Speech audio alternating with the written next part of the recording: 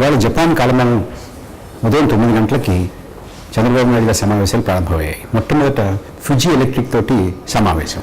Fuji electric ఇప్పటికే విజయవాడ, అమరావతి ఆ ప్రాంతాలకు వచ్చి కొంత పరిశోధన చేశారు. అక్కడ ఒక స్మార్ట్ గ్రిడ్, ఎలక్ట్రిసిటీకి సంబంధించినటువంటి స్మార్ట్ గ్రిడ్ని ఏర్పాటు చేయడానికి వారు సంకల్పించారు.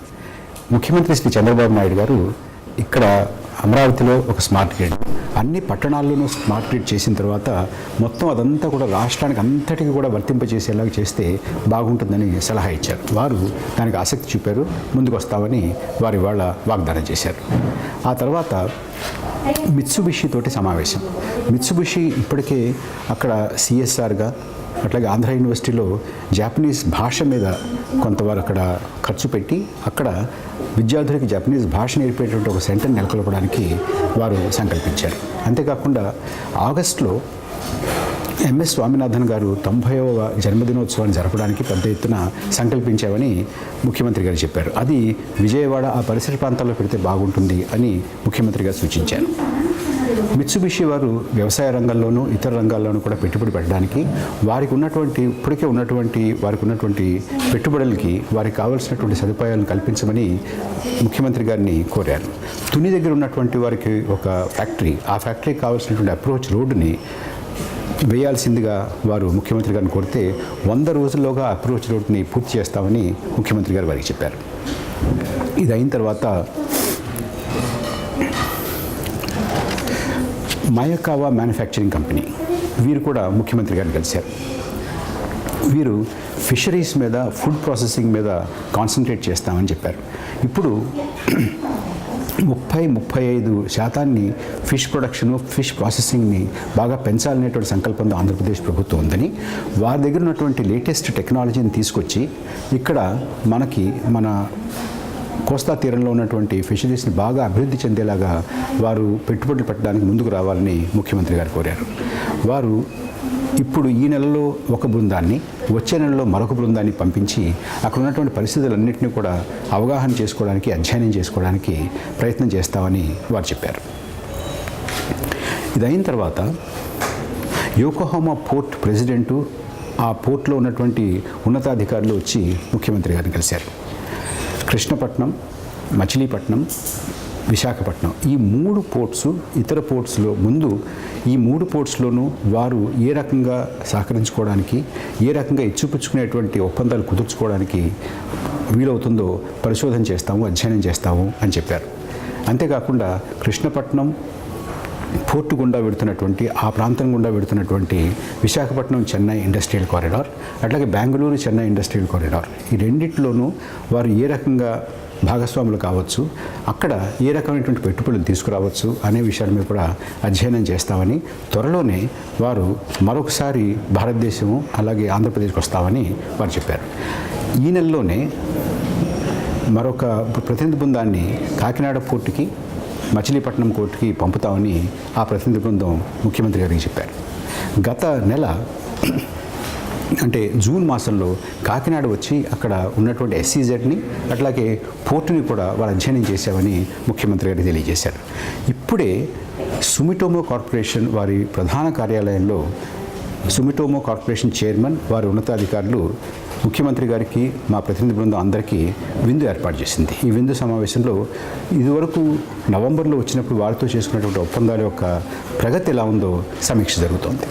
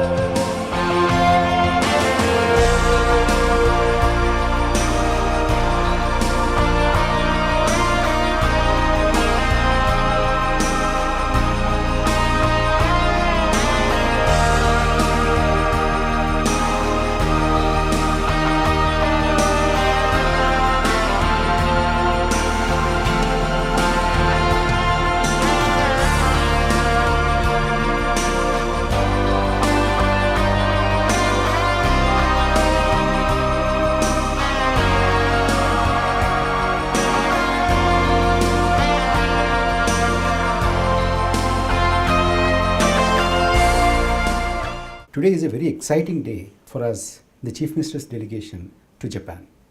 The Chief Minister had 8 very useful meetings today, starting from the morning, 9:30 local time. The Chief Minister had met Fuji Electric delegation, after that Mitsubishi delegation, after that Sumitomo delegation, and after that JBIC delegation, JICA delegation. Then we also met the Miyawaki delegation. The exciting part of today's program is that all these delegates, all these corporations and their representatives, they were telling us between last time when we visited in November and today, what has happened, what have they done after they signed the MOUs with us. Most of them have gone to Andhra Pradesh, knowing, we knew about it, some of them, and some of them we didn't know. They all went, they did studies, they did research, they inquired about Andhra Pradesh, they inquired about the leadership, and then they have come up with a very, very clear-cut plan of action in the next 5 years, what they're going to do, in the next 10 years, what they're going to do. Fuji Electric, they wanted to develop smart grid for Vijayawada. They've done a lot of research, they've come up with diagrams, and then the Chief Minister had suggested that not only for Vijayawada, that all the urban centers of Andhra Pradesh should be having smart grid for electricity supply. And eventually, the entire state should have a smart power grid. This is what they proposed, and this is what the Chief Minister had asked from them. They are very, very keen to come and invest in the smart grid. Then Mitsubishi. Mitsubishi has some investments in Andhra Pradesh already, and they have promised to come in not only for food processing, but also they wanted to see that our productivity in agriculture increases almost double. That's what they wanted to do. And they also have some CSR initiatives in Andhra Pradesh. On August 13th, they are proposing to hold a big celebration of 90th birthday of MS Swaminathan. They've invited the Chief Minister to come and participate. The Chief Minister had proposed that those celebrations should be held in Vijayawada. And then we also met today Yokohama Port President. You see, last time when we came, we went to Yokohama Port. This time, the President of Yokohama Port had come to Tokyo to call on the Chief Minister. And he said they are interested in Kakinada Port, they are interested in Krishnapatnam Port, and they also want to collaborate with the Visakhapatnam Port. Not only the port, but they also want to see that port and the city around the port is also developed into a smart city. This is their proposal. And Sumitomo, of course, Sumitomo, last time itself we have had about 4 MOUs with them. And this time they hosted us lunch. They told us what has been the progress between November and now. They wanted to set up a super thermal mega power project in Srikakulam district.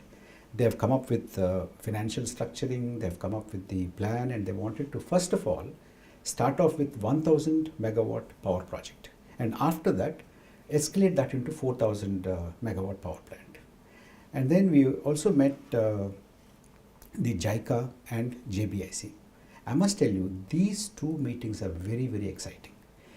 The JICA Senior Executive Vice President, he said that $35 billion are to be spent by Japan in the next 5 years. And he was very hopeful that Andhra Pradesh is going to get the largest chunk of that $35 billion. And then he was keen to participate in the capital construction, in several projects, and in smart cities, agriculture, and more importantly, he wanted to also participate in the development of irrigation potential in Andhra Pradesh. And Mitsubishi wanted also to participate in the food processing and agrarian sector.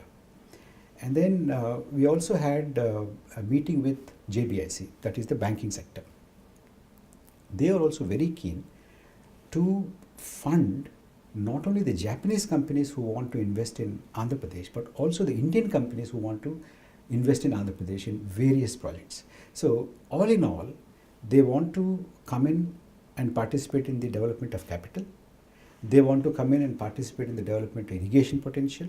They want to come in and participate in the fisheries development, food processing, and banking and insurance.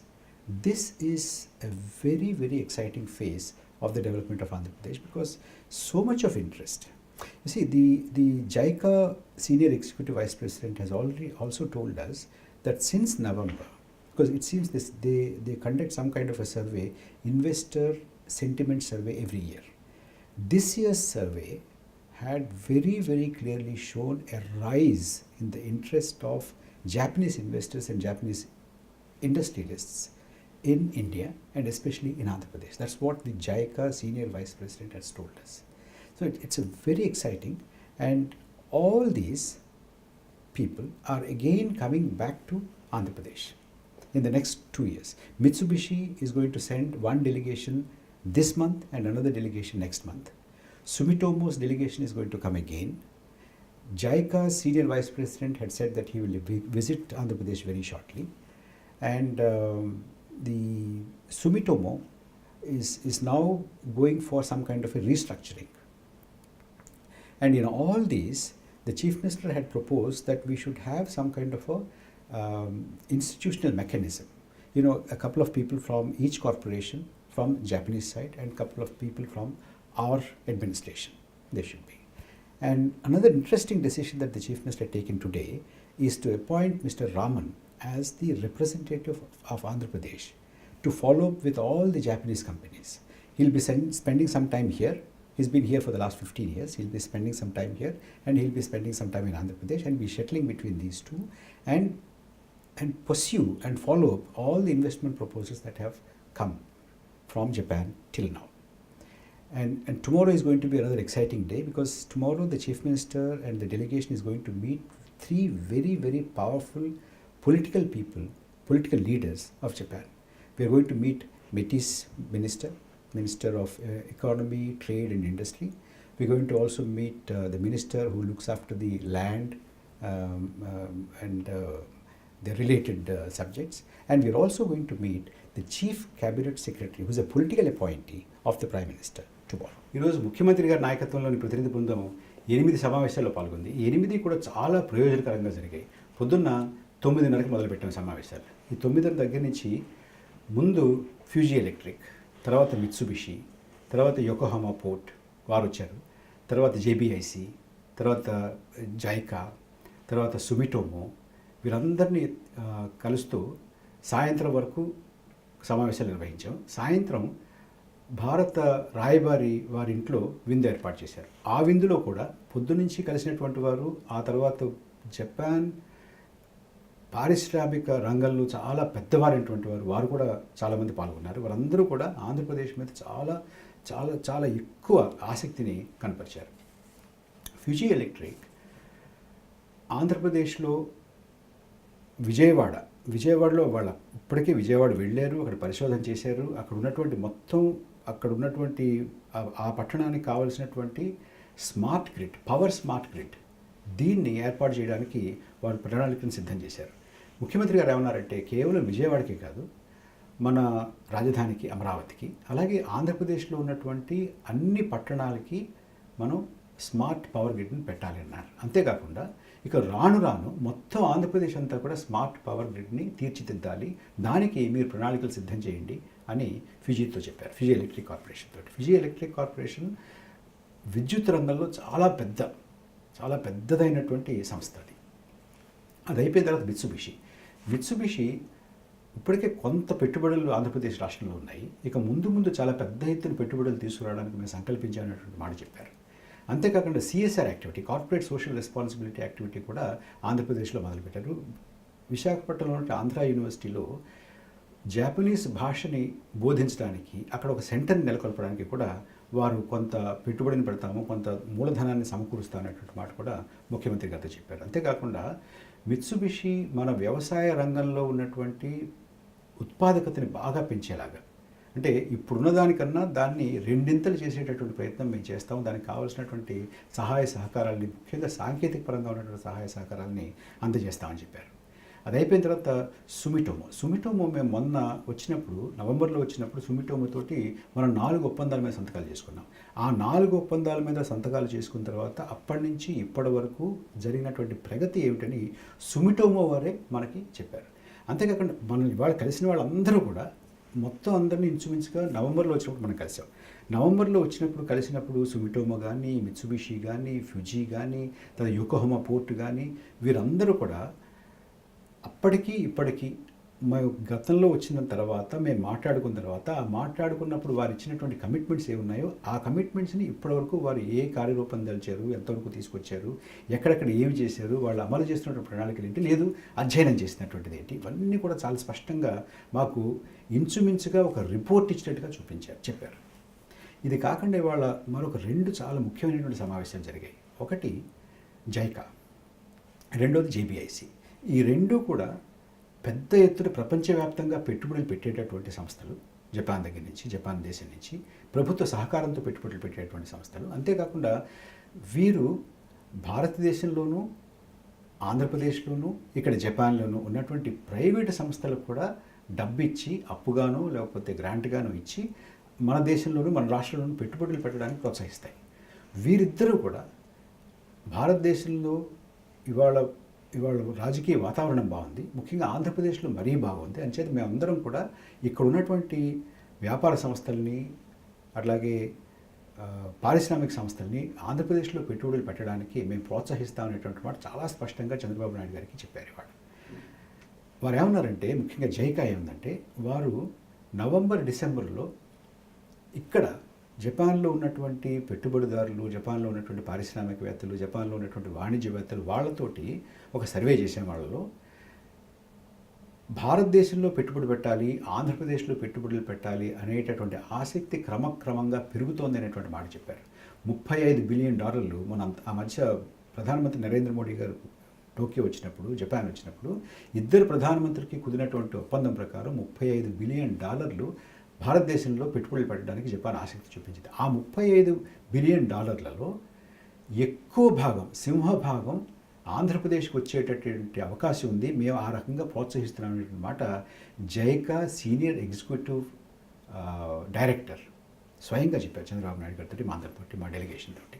అలాగే జేబీఐసి వారైతే మన రాజధానిలోను, అలాగే మన నీటిపారుదల ప్రాజెక్టుల్లోనూ, అట్లాగే మనకున్నటువంటి food processing సెక్టర్లోను, అలాగే మనకున్నటువంటి చిన్న పరిశ్రమలకు కూడా మేము ఎంతో అంతో సహాయం చేసి మీ పారిశ్రామిక అభివృద్ధికి, మీ వ్యవసాయ అభివృద్ధికి, మీ నీటిపారుదల రంగం అభివృద్ధికి, మీ రాజధానికి, వీటన్నిటికీ కూడా మేము సహకరిస్తాము అనేటువంటి మాట చెప్పారు. అంతేకాకుండా ఈ జేబీఐసి, జైకా, సుమిటోమో, మిత్సుబిషి వీరందరూ కూడా Visakhapatnam Chennai industrial corridor, Bengaluru Chennai industrial corridor, Krishnapatnam మీదుగా వెళ్ళేటువంటివి, ఈ 2 కూడా వాటి మీద కూడా చాలా ఆసక్తి చూపించారు.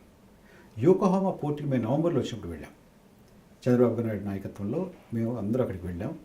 అక్కడ పోర్ట్లో ఉన్నటువంటి అన్ని సదుపాయాలని చూసాం. మేము చూసిన తర్వాత మాకు తెలియకుండానే 2 సార్లు యోకోహామా పోర్టుకు సంబంధించినటువంటి వారు ఆంధ్రప్రదేశ్లో రావడం, కాకినాడ వెళ్ళడం, కృష్ణపట్నం వెళ్ళడం, విశాఖపట్నం వెళ్ళడం, మనకున్నటువంటి తీరాన్ని పరిశీలించడం, అక్కడ ఉన్నటువంటి అవకాశాలను పరిశీలించడం, ఇవన్నీ జరిగాయి. దాని మీద పరిశోధన కూడా చేశారు. ఇవాళ యోకోహామా పోర్టు ప్రెసిడెంట్ యోకోహామా నుంచి ప్రత్యేకంగా ముఖ్యమంత్రి చంద్రబాబు నాయుడు గారిని కలవడానికి టోక్యో వచ్చి మా అందరితో కూర్చుని మేము విశాఖపట్నం, కాకినాడ, కృష్ణపట్నం ఈ ఓడరేవుల్లో మేము పెట్టుబడి పెట్టడానికి, కేవలం ఓడరేవులను అభివృద్ధి చేయడమే కాకుండా ఓడరేవు చుట్టూ ఉన్నటువంటి నగరాలను అభివృద్ధి చేయడానికి, స్మార్ట్ సిటీస్గా డెవలప్ చేయడానికి కూడా మేము సహకరిస్తాము అనే మాట చెప్పారు.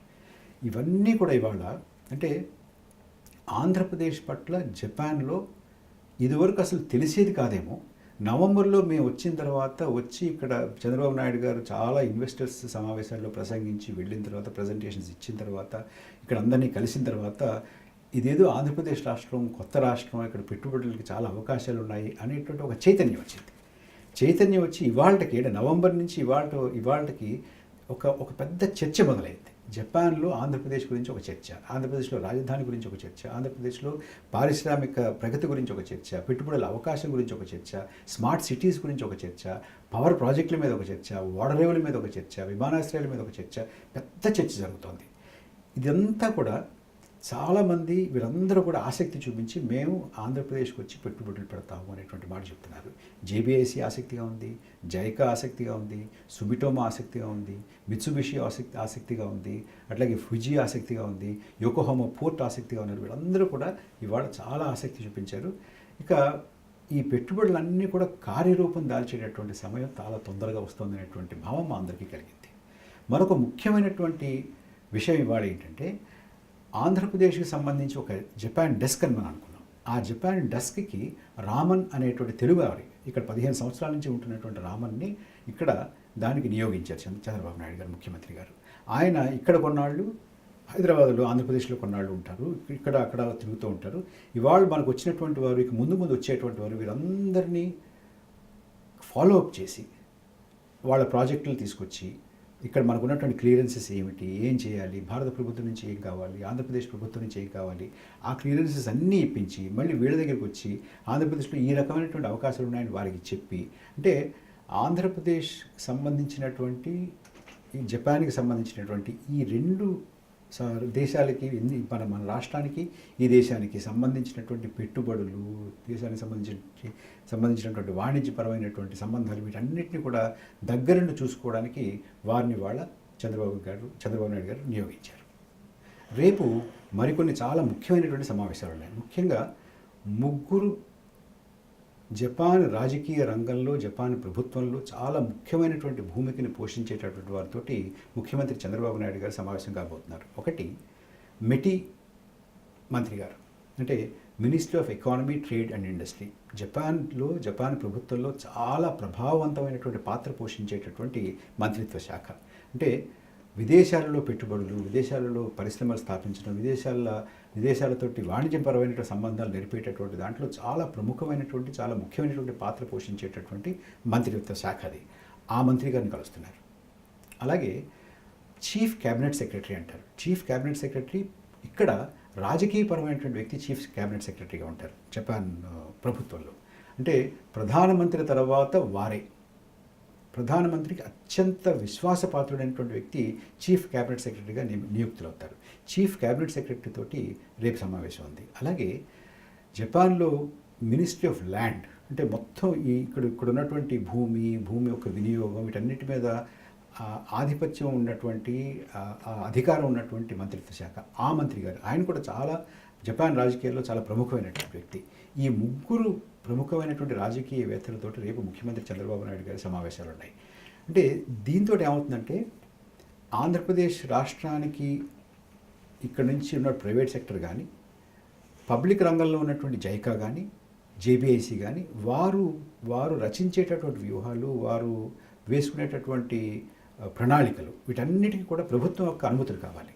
ఈ ముగ్గురుతోటి కనుక సమావేశంలో సరైనటువంటి అవగాహన మనకు రాష్ట్ర ప్రభుత్వానికి, ముఖ్యమంత్రి గారికి వచ్చినట్టయితే ఇక మిగతావన్నీ చాలా సాఫీగా జరిగిపోతాయి. అటువంటి కీలకమైనటువంటి సమావేశాలు రేపు జరగబోతున్నాయి.